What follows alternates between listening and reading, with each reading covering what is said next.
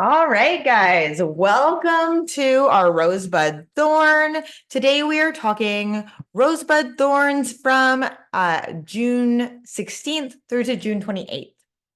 So we are back to doing the 2-week cycles. I know we were doing it weekly there for a while because we had all of our Spring into Fitness challengers, and now we're back to doing it bi-weekly just so that we can give you guys more Rosebud Thorns. Yeah, for sure. All right. So without further ado, let's jump right in. You want to get started first? Or you want? Sure. Okay. So Willow's Rose this week was I keep on moving on. I had a great workout Wednesday. Awesome. Her bud this week, I'm more consistent in increasing calories. I have a ways to go. All right. That's always bringing up calories is one of those fun things. It takes a little bit of time to get used to it. And once you get the hang of it, you really start to find that routine. And it is that mental and physical struggle. 100%, especially when it's eating more food than you're used to. Couple different things play into that. You know, when we're feeling full, sometimes makes it harder to get more calories in. And then as well, yeah, like that mental kind of struggle that goes along with it, where we don't know that, you know, we want to fully dive into the more calories because of, you know, previous programming, we'll call it. So I love that you're leaning in, and I love that we are on the way up. That's awesome. Thorn this week, I'm struggling to eat enough, but learning about what I need to do. Exactly what we were just talking about. Yeah, exactly. I know that for Willow, some of it's that mental struggle of, oh yeah, I got to remember to eat, because especially when we're eating low calories for so long, our hunger cues kind of waver. So we don't always get hungry or feel hungry. So that becomes a struggle, that mental piece around the, eating. And then it's, sometimes we wait until we're really hungry and we maybe make the not so great choices because we weren't aware of our behaviors earlier. So this is really when it comes to eating enough and having all of the basis to do so, there is a very much a behavior and a habit that needs to be related to this. So creating that routine is the most important thing, I think, in order to be successful with this endeavor, because the more we have the routine that goes with it, the better, because our bodies are on that cycle. They like routine, right? So if we have breakfast at roughly the same time every day, the body will start to cultivate hunger about an hour before then we need breakfast, and it'll start to create extra saliva and those kinds of things in order to get ready for the meal it is predicting is coming. Yeah, no, 100%. And the struggling to get enough in, a lot like Kayla was mentioning there, the hunger cues are a big thing, especially if you've been under consuming calories for an extended period of time. Your leptin and ghrelin levels, so like your hunger and satiety cues, hormones get out of whack a little bit. So noticing that and being very real with ourselves that when we lose hunger cues, typically it's because we are under eating for what our body requires throughout a day. So starting to pay attention to, do I get hungry? If I don't get hungry, chances are we need to eat a little bit more food. We should get regular hunger cues if and when we are eating enough calories in our days. Now, the one thing when it comes to getting enough calories is, I always say to people, we want to focus on the higher caloric density foods, less about snacking, more about full meals, breakfast, lunch, dinner. And can I get higher calories in at those meals versus having to remember to eat snacks? I have a lot of clients that don't love to eat lunches. Lunch is kind of like that one where like, oh yeah, I forgot to eat lunch today. So can I have a bigger breakfast and a bigger dinner and maybe a bigger evening snack? For some people, they are big evening snackers. So it doesn't have to look like breakfast, lunch, dinner. It could look like breakfast, dinner, snack.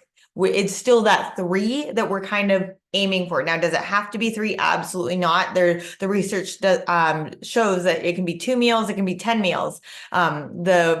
The side effects are roughly the same depending on what we are trying to get for our outcome. And I don't want to dive too deep into I was that. gonna say it depends on goals and everything. If you're trying to stabilize blood sugar levels, there's a lot that goes into this. But I always try to say, like, let's aim for that Get 2 consistent to 3 at consistently, and higher calorie items at those meals, or larger portion sizes. Yeah, love it. All right.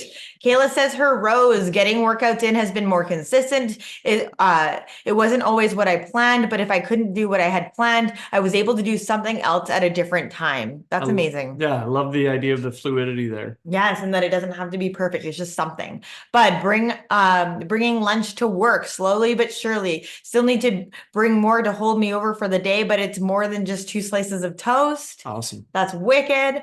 Thorn, even though I said it was my bud, lunches are still a pain in my butt. But I really like the idea you put out, and I'm going to try that. Just have to get everything on grocery day. So what I said to her was, what about like a charcuterie style snack box where you have some like low fat cheeses or some harder cheeses that have the lower fat naturally in them, some lunch meats or pepperoni sticks, those kinds of things, and then veggies and dip and those kind of things. So that she can pick at it and snack throughout the day. The other thing that I had mentioned was leftovers and just making more at your dinner the night before so that you do have those leftover options. Yeah, I love the charcuterie, especially if you are a grazer, if you are somebody that doesn't typically like a big meal for lunch, but you'll go back and forth and you more like that grazing style, snacking style, charcuterie style is great for that just because again, it's not like you're going to get super full at any given time, but you can just graze throughout your day. Yeah, and Kayla does work in an office style setting. So, I mean, I don't know about her office, but when I worked in an office style setting, there was always snacks in the lunchroom. Like people would always bring in like donuts and muffins and all those kinds of things. And luckily for me, I can't eat gluten, so it made it really easy for me to not eat it. But if I could eat gluten, you better believe I might go into the lunchroom and grab one of those little Timbits that are there. So, having that snack box style, that charcuterie style, where maybe even I have some dried fruit in there so that I can graze without feeling like I'm going to go to the lunchroom and have one of the, I'm going to call it less desirable options that might be lurking in there. Love it. All right. All right, Bonnie's rows this week. Scapula dips are going well with bottom to floor and scapula and shoulder blades back. Awesome job. Love it. Yeah, we've been working on that thoracic extension. Yeah. Beautiful thing. Her bud this week, the hip bridges are coming along now that I have a way to do them and I'm able to increase the weight. Woo! Atta girl. And Thorn this week, the barbell standing overhead press continues to be challenging. Standing overhead presses are a challenging exercise. We are working the shoulders in a direction that they are not optimal for pushing. And being able to get those weights up is definitely a challenge. So awesome job persevering. Continue to work away at it. Sometimes, and I know Kayla's probably gone over this with you, but sometimes adjusting the rep ranges if we're really wanting to increase the weights, decreasing rep ranges, or if we're looking to increase the rep ranges just to be able to get better range of motion, if that's things that we're working towards, we can always look at lowering those rep ranges as well. And then it's okay when we're progressing through workouts to have the same weight for, a few weeks in a row, have the same weight and reps, as long as we are constantly working on the quality of the movement. It's one thing that I work on with a lot of my clients. They're like, yeah, I can only do 3 sets of 10 again this week. And I said, okay, but did we notice the quality of the movement was better? Were we able to keep our shoulders down and back? Were we able to keep the center of the heart lifted, the chest lifted throughout the entire movement? Once we start to increase the quality of the movement, typically we'll be able to gain the muscle necessary to be able to increase the intensity of the workout. 100%. So the one thing I will say with Bonnie is that Bonnie's in her 70s and she's overhead pressing the 45-pound bar and she hit the top end of her rep range. So the rep range was 10 to 15. And so last week she tried to add 5 pounds on each side and she was like, I can't even do this. And I was like, well, it is a really small muscle. How about 2.5 on each side? So my guess is that she added the 2.5 and she still found it challenging, which is okay. Like that's an okay place to sit. So we talked about the idea of maybe adding in a little bit of a push press so that we're focusing on that eccentric motion, the motion on the way down. So the push press dropping the knees to help push the barbell overhead and then focusing on controlling the motion on the way back down, because that's really where we are building that muscle is on that eccentric contraction. So as we begin to progress with the heavier weight and focusing more on the eccentric phase, then we're also going to start to see that eventually we're going to have that strict press without the dropping of the knees. All right. Michelle says her rows. What's going well? Life is going well with friends, but everything is coming along. And Thorn just woke up out of surgery and can't feel my legs below my waist. And I know I gotta poop. So that creates a challenge or a pain in my butt. Um, Kelly's still here and still alive for a win. So Michelle just got knee surgery and we've been working for, oh my goodness, like a year on this? A year, I think, or close to it. Coming up on it, yeah. Coming up. So we are thrilled. We cannot wait to hear about the outcome and hopefully today, maybe you can start to feel those legs a little bit more. Woo! Or maybe we don't want you to feel the legs if they're painful. I don't know which way I want to swing on that. We'll find out. We'll find out. Wishing you well recovery there, Michelle. Okay, Janelle's this week was getting workouts in and walks was her rose. That's awesome. Bud is staying steady with protein. Haven't hit my target yet, but it's coming. When we are increasing protein, lots of times it is a bit of a feat, especially if we're coming from a lower protein diet to increasing the amount of proteins that we have in our day. Can definitely be a challenge. So keep up with it. Awesome work. And there are ways, I mean, obviously we always preach whole foods first, but there are supplements like protein powders and things that can help you just increase that protein that last little bit if that's something that we are struggling with. So keep that in the mind. And Thorn, there are no thorns for Janelle this week. Yes. Crushing it. Yes. She's been going through our resources for recipes and the 30 gram of protein ideas. So hopefully that's helping this week. I can't wait to see your food logs next week, and then we'll be able to make further adjustments. I just want to share a little caveat with everybody is that Janelle is not doing macros. We are doing portion sizes. So how do we look at increasing the amount of protein throughout the day? And part of it is that she's one of my people that doesn't love lunch, and that's fair. I mean, I love lunch, but I also don't eat lunch until 2 or 3 in the afternoon. So, maybe we talked about the difference of when does this look like for timing? And we talked about this at the very beginning with Willow's Rosebud Thorn, but it's the same thing here is, does timing have to look the way that society tells us for our meals? And it really doesn't. And one thing that we've worked with Janelle is having a little bit of food prior to her morning coffee, because it was coffee, walk, workout. And I said, like hormonally, we really want to structure something with that caffeine burst first thing in the morning for stress levels. And so we've started to add a protein dense item prior to coffee. And I feel like that is really going to help bolster protein this week going into it. All right, Kayla, for last week, she says her rose worked in the field versus the desk, so got more movement in. Bud, trying to fit in my protein with better planning. And Thorn, I was out of town for work, which led to eating out. So I want to kind of dive into the idea of, does eating out have to mean that I fell off track? Because I feel like, can I make good choices when I'm eating out? And this is something I struggled with more before.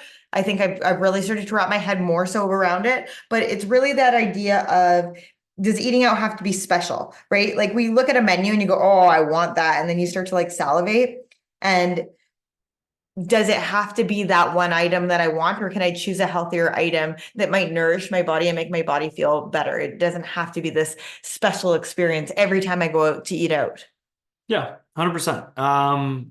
We have lessons, we have resources in the app that are, the cleaner options, the options that will be the most caloric dense, most whole food based versions of food when you eat out. So there's lots of great options out there.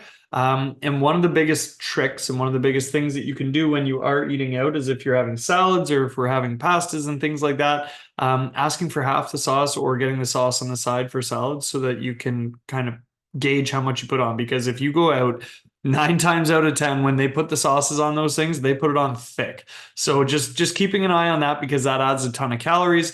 And yeah, like Kayla's saying, staying as much on track as we can. Now, does that mean every time you eat out, you have to have a salad and nothing else? Not a chance, right? You got to be able to enjoy yourself. But that also isn't like every time I go out, it means I'm going to get a double Big Mac, because McDonald's is what we're used to eating when we go out, or Wendy's or whatever, right? So fast food is convenient, 100%. Is it nutritious?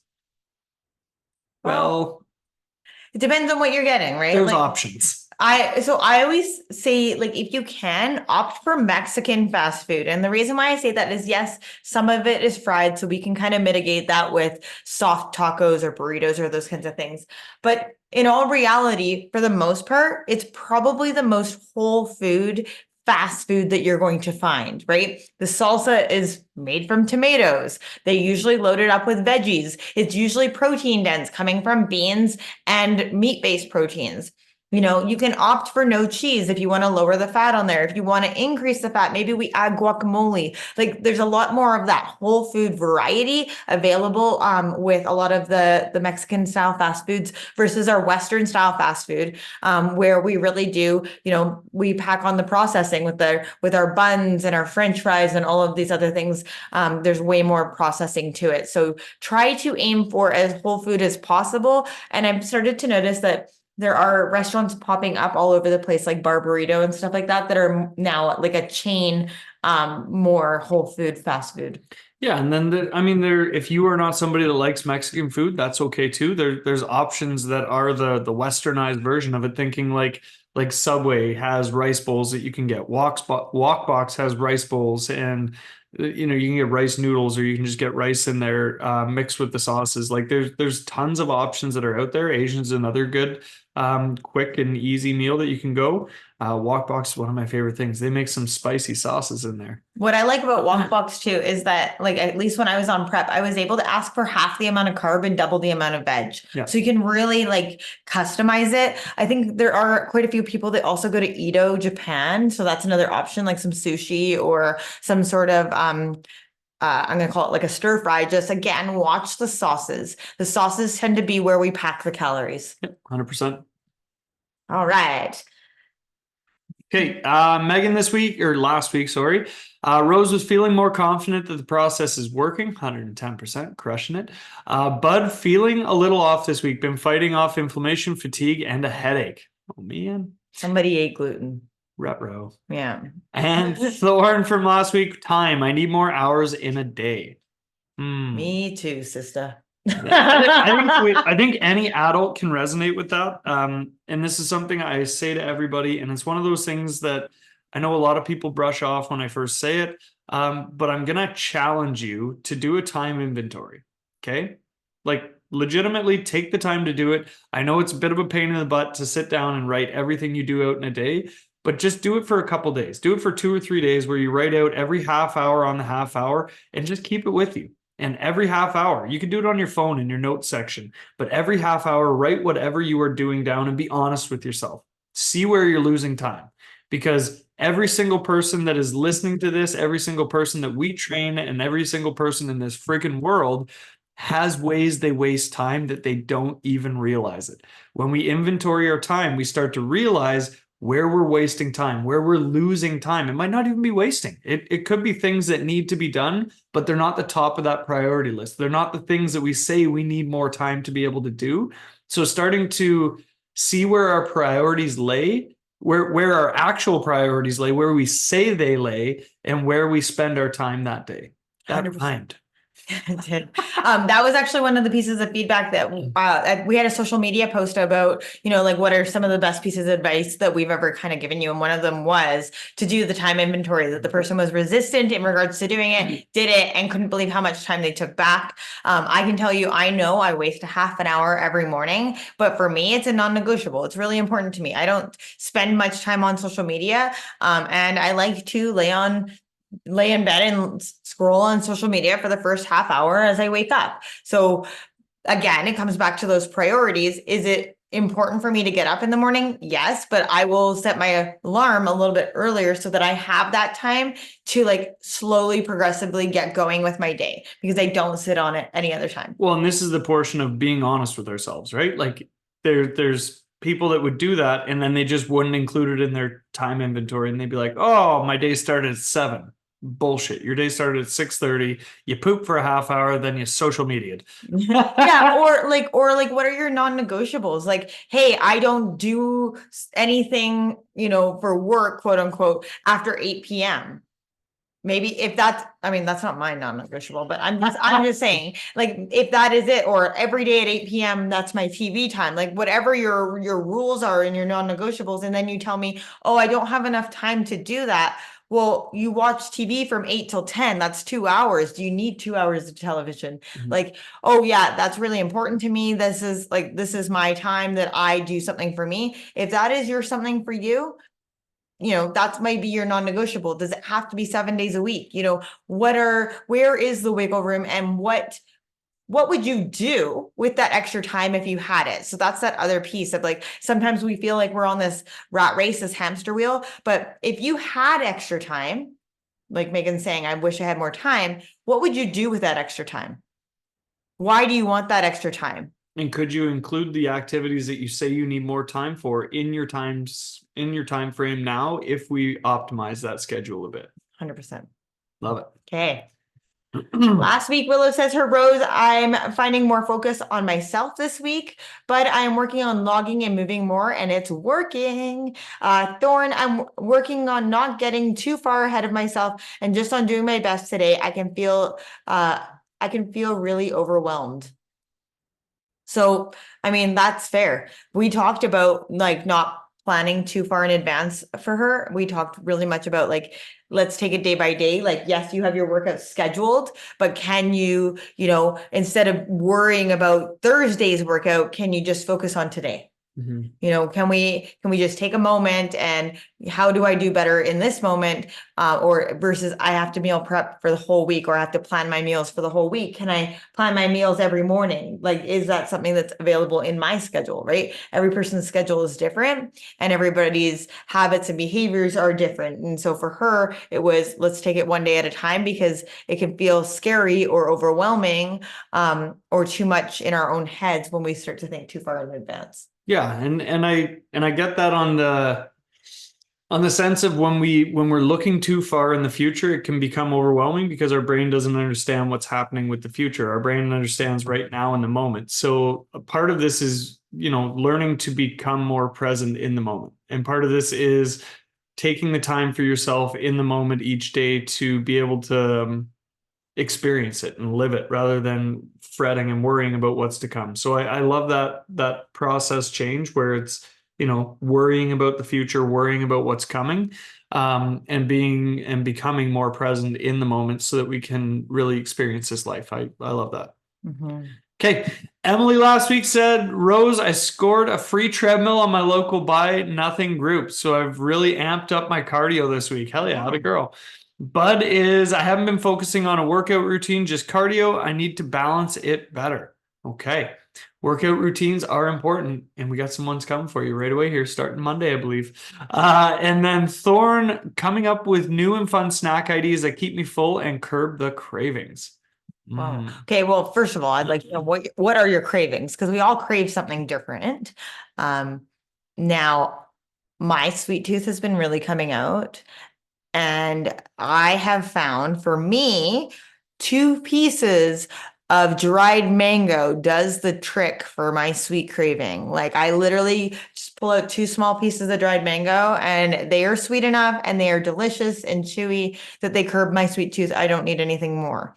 Now, cravings for chocolate, I find, for me, this works for me. Again, not necessarily for you, but for me, a little bit of salted mixed nuts really works well for my chocolate cravings. I have some salted mixed nuts and some water, and I'm good to go for the rest of the day. Like, I don't need anything else. Mm-hmm. I love snacks. I just eat all the time. Kayla tells me I'm always hungry. So new and fun snack ideas. For me, it's literally everything. I eat all the things. Sometimes I eat nuts. Sometimes I eat jerky. Sometimes I eat fruit. Sometimes I eat toast. Sometimes I have chips. There's a little bit of everything in there. The biggest thing, I guess, is what Kayla was saying, right? What do you crave? What is it that you're looking for? And again, sometimes depending on what those cravings are, we could just be having a little bit of a nutrient deficiency in some areas too. So we could definitely talk more about that and see exactly what we're looking at. But as far as making like fun snack ideas. I think that might be geared more towards like the children's side of the world too.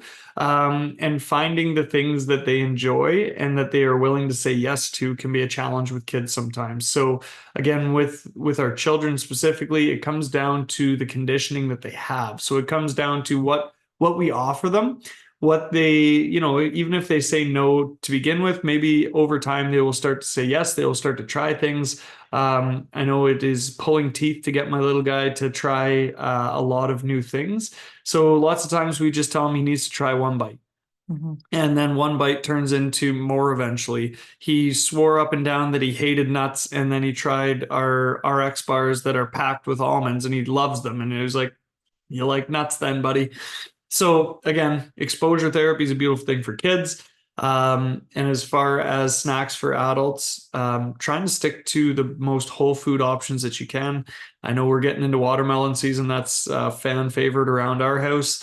And then cherries as well, and peaches and blueberries. Woo, it's coming in. Now, the other piece that I would be asking in regards to snacks is what other purpose are we trying to serve? Meaning, like, have we had our main meal and this is like an in-between meal thing, or like when are we utilizing these snacks for? And what is the purpose of it? So if you've always say been acclimated that, oh, I have a snack between breakfast and lunch, like, what does that snack usually look like? Oh, well, I would normally have a granola bar.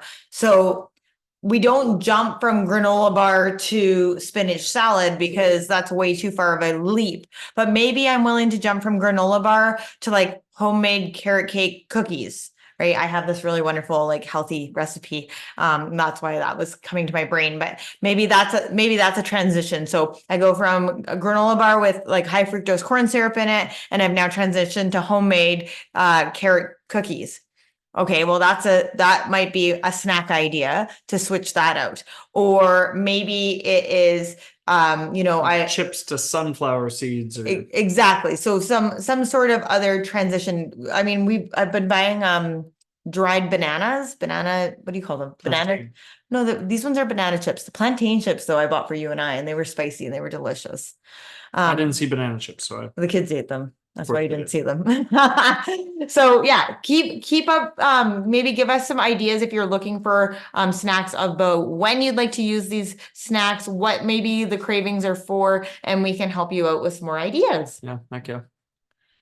All right. Ashley says her rose from last week. I'm finally feeling back on track with food and binges are happening way less. Bud, workouts are killer, but in the end, I'm always proud when I finish them. Thorn, just the general busyness of life. There's too much to do, and I'm always worrying I'm going to forget something too late. So Ashley is a teacher, and I can understand the busyness of life getting to the end of the school year and report cards and all of that year-end stuff. So hopefully next week it levels out for her. If you are forgetting things, get a full size Planner. So then you can plan all your dates and have everything in one place. Or if you are somebody that is really good with technology, you can put it into your phone. My biggest thing with my phone is I suck with technology. I don't suck with technology, but I tend to accidentally delete things. And then you're like, where did it go? But I also have a notebook that has like a little bookmarky thing in it so that maybe that you can create a list of things that need to happen and then come back to it. And I like to check things physically off a list. That makes me feel Kayla loves her lists. I love lists. I have lists for lists. She's the list lady. Yeah.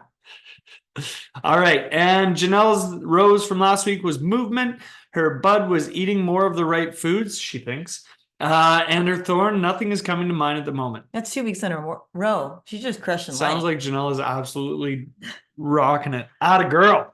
So if you guys have any rosebud thorns that you want to ask us or chat about or send in to us, please do feel free to send in to us. You do not have to be a current client in order to send them in. You don't even have to be a client we've ever had. Send them on in. We love your rosebud thorns. We love to celebrate your victories. We love to start to kind of dissect and pull apart the things in the areas in your life that you are looking to improve upon. So if you're listening to this on any of the platforms that we have our podcast on, feel free to send your rose, bud, and thorn. Remember, rose is what's going well. Bud is what's starting to gain traction or starting to come along. And thorn is what is the pain in your ass. and send those to info@ironbodycoach.com. Yeah, and I'm hoping that eventually we'll have like a little spot on our website that you can just fill it in each week.